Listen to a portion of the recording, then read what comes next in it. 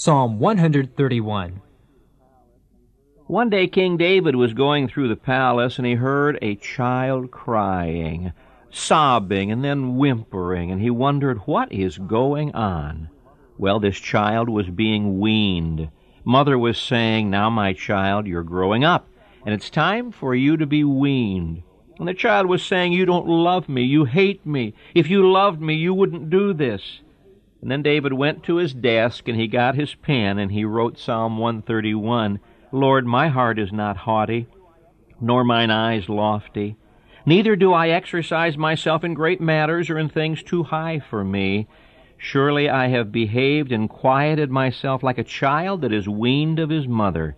My soul is even like a weaned child.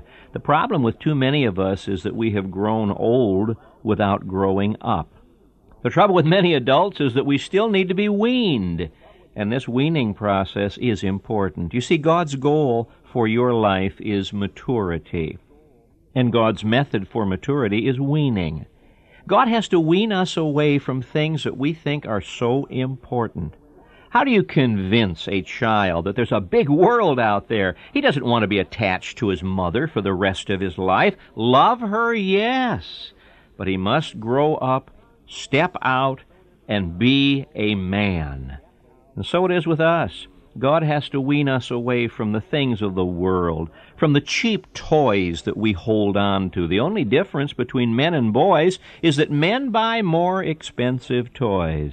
God's method for maturity is weaning. He wants to give us the very best. And God's desire in weaning is submission. You see, the child was not losing, he was gaining. He was moving out into a larger life. God has to take things away from our lives, not because they are bad, but because they are keeping us from the best. Remember the next time you whimper and cry because God takes something away from you. Remember, He might be weaning you. He might be saying, get closer to me. Step out into a life of maturity. Stand alone as we walk together. Let's grow together. Let's go together. Let's be like a quieted child. Let's let God wean our souls closer to Him.